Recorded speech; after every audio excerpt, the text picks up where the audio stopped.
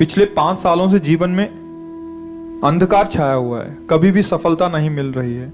जीवन में आगे क्या करूं क्या ना करूं समझ नहीं आ रहा। सफलता किसे माना है आपने? महाराज जी, श्री जी मैं पढ़ाई पूरी की और मैंने श्री जी से कहा कि मैं अब क्या करूं। उन्होंने मुझे कुछ संकेत दिए थे कि आप सरकारी में जाइए और प्रभु की सेवा करिए। फिर सफलता नहीं मिल रही उसमें एग्जाम में, और अभी है। आप हमारी बात समझिए, आपको श्री जी ने संकेत किया और आप सफलता नहीं प्राप्त कर, दोनों बातें झूठी है ना, दोनों बातें झूठी हैं। आप सत्य को स्वीकार कीजिए। श्री जी के संकेत को आप जानने लगे। आप श्री जी के संकेत तो तभी जब आप उनकी मन की बात जान लेना, तो आप कितने बड़े सिद्ध हो गए। और फिर सफलता किसकी चाहते हो? प्रकृति जन्य की। आप श्री जी के संकेत को जान जाओगे तो श्री जी के प्रेम की सफलता चाहोगे, लोकवत नहीं। और ये लोक की सफलता, सुनो पहले, प्रारब्ध के अधीन है। इसकी सफलता के लिए श्री जी से प्रार्थना मत करो। हमारी बात समझना। विद्यारण्य जी एक बहुत बड़े महापुरुष हुए हैं। उन्होंने अपने माता पिता को सुखी करने के लिए, धन प्राप्ति के लिए गायत्री अनुष्ठान किया। ब्राह्मण कुल में जन्म हुआ था। एक पुरस्चरण 24 लाख गायत्री होता है। उन्होंने एक पुरस्चरण किया, 2 पुरस्चरण किया, एक बार भी कोई धन की प्राप्ति नहीं हुई। आखिरी में उन्होंने संन्यास लिया। जो संन्यास लिया, माता गायत्री प्रकट हो गई। उनका अब इंद्रासन भी मांगो तो आपका, तो बोले अब क्या जरूरत है, अब तो वैरागी हो गया, विरक्त हो गया। माता पिता भी पधार गए, उनकी सेवा के लिए अर्थ चाहना। 23 पुरस्चरण किए, तो आप तब नहीं आए। तो उनका तुम्हारे अनंत जन्मों में ऐसे 24 महापाप थे जिनके कारण मैं नहीं आ पा रही थी। अब वो 23 पुरण से चरण से नष्ट हुए, पुरस्चरण से, और 24वां तुमने संन्यास लिया। तो अब आप जो चाहो पर, बोले अब चाहिए ही नहीं, क्योंकि अब सन्यासी हो गए, अब तो ब्रह्म प्राप्ति के लिए। तो इससे आभास होता है कि अगर हमारा बुरा प्रारब्ध है तो हमको भोगना पड़ेगा। हम कितना भी प्रयास करें वो हमें, तो हम क्या करें इसमें जिससे हमें परम शांति हो? प्रभु के नाम का जप करते हुए उन पर दृष्टि लगाएं कि प्रारब्ध से हमारा भरण पोषण शरीर का भले, ये हमारा भरण पोषण आपसे होगा नाथ। तो वो एक ऐसे हैं जो आपके प्रारब्ध को भी मिटा देंगे। वो ऐसे शरणागत वत्सल हैं कि सब लिखा पढ़ी अलग कर देंगे। सुदामा जी को दरिद्रता का योग था। ऐसी दरिद्रता, कई कई दिन तक भिक्षा नहीं मिलती थी। ये जितने भी चरित्र हमारे लिए उदाहरण है। मांगने जाते थे तो मांगने से भी नहीं मिलता था, कई कई दिन। तो एक दिन उनकी पत्नी ने कहा कि हमारा आपका तो चरणामृत से भी गुजारा 2 दिन 3 दिन हो, 4 दिन हो, छोटे छोटे बच्चे तो मर जाएंगे ऐसे। कुछ तो उन्होंने कहा, श्री कृष्ण के सिवा हमारा कोई नहीं, अब हम क्या कर सकते हैं? प्रारब्ध जब बिगड़ता है ना, वो कोई सफलता नहीं होने देता। तो एक दिन श्री रुक्मिणी जी प्रसाद ठाकुर जी को भोग पा रही थी, प्रभु ऐसे रोक दिया, उदास हो गए। तो उनका, प्रभु ऐसी स्थिति हमने जब जब आपकी देखी, तो किसी भक्त को जब कष्ट होता है तब आपको ऐसे देखा है। कौन सा भक्त है और क्या कष्ट है? तो का एक सुदामा नाम के हमारे मित्र हैं, कई दिन से भोजन भी उनको, प्रभु आपके मित्र और मैं आपकी दासी, महालक्ष्मी का अवतार रुक्मिणी, आप हुक्म कीजिए, लोक लोक की संपत्ति वहां। बोले उसको चाह नहीं है, हमारे मित्र को चाह नहीं है, और चाह ना होने पर हम विवश हैं। अगर वो चाह कर ले तो सारी व्यवस्था हो जाए। बोले पैदा करो जाके चाह।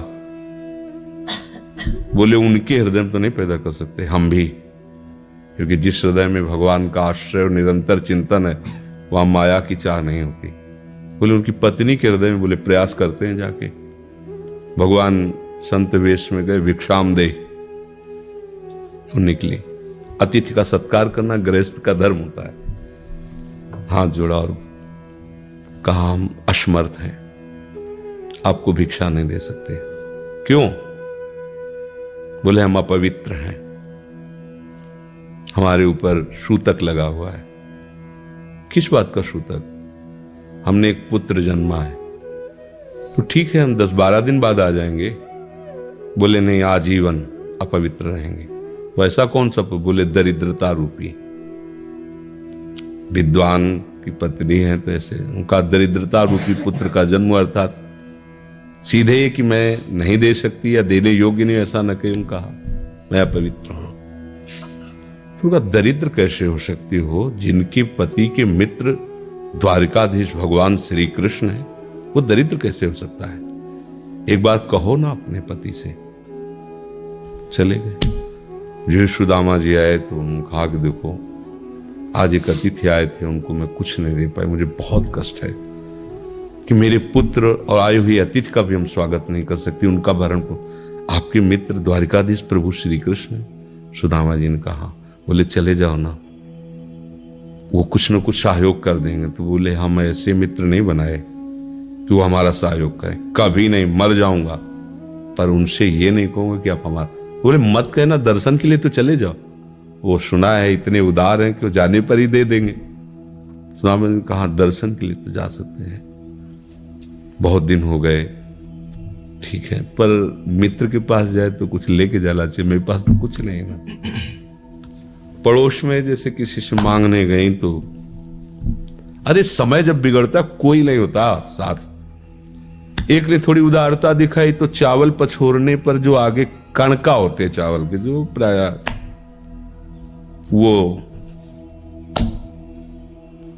लिए सुदामा जी ने कहा हमारे प्रभु भाव के मुख है, कुछ ले जाएंगे, खाली हाथ तो नहीं है।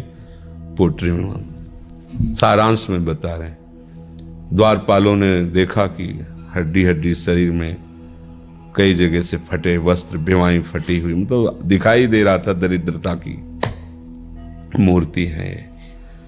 तो उनका किससे मिलना है तुमको? तो उनका श्री कृष्ण से। बोले संभाल के बोलो, क्योंकि पार्षद है, अनंत कोट ब्रह्मांडों के नायक प्रभु के ऐसे बोले कोई श्री कृष्ण को ऐसे गली आए, उनका जाके तो तुम बोलो ना, श्री कृष्ण से जाके कह दो कि एक सुदामा नाम के ब्राह्मण आए हुए। पार्षद वो प्रभु बड़ा अजीब आदमी है, आपका नाम बिना किसी सभ्यता के ले रहा है। वो कह रहा श्री कृष्ण से कह सुदामा, कूद पड़े, भगवान दौड़े। वो पार्षद वो सब की ब्रह्मा जी शंकर जी आते हैं तो वहां खड़े रहते हैं घंटों, भगवान ऐसे भागे जाके। सुदामा जी को पता था ना, हमारे रुक्मिणी जी के महल में रुक्मिणी जी के पलंग पर बैठाते हैं, स्वयं चरण पखारते हैं सब।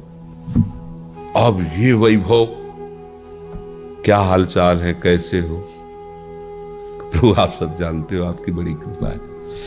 तो ब्याह हो गया, हाँ ब्याह भी हो गए, बच्चे भी हो गए। हमारे पास आए हो तो कुछ तो लाए ही होगे।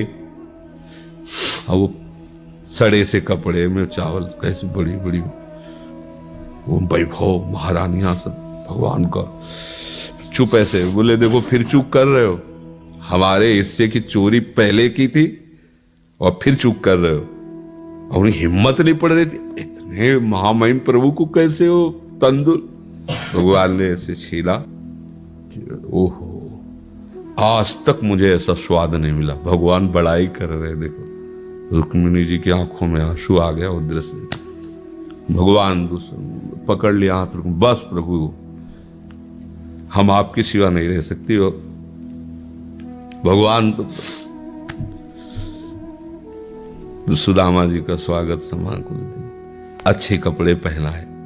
जब चलने लगे ना तो भगवान की तरफ वो देखते, मतलब कामना नहीं पर कि देखा पत्नी कह रही थी जाओगे कुछ न कुछ, चले प्रभु, हाँ ठीक है, इधर से ऐसे चले जाना, हाथ भी खाली। प्रभु ने कहा देखो ये कपड़े जो है ना महंगे हैं, रास्ते में तुम्हें चोर बदमाश, तुम अपनी पोशाक पहने इनको उतार दो। बोले बड़ी कृपा, कपड़े भी उतार दिए और रास्ते में सोचे देखो निगेटिवली सोच रहे, मेरे श्री कृष्ण मुझे कितना प्यार करते हैं।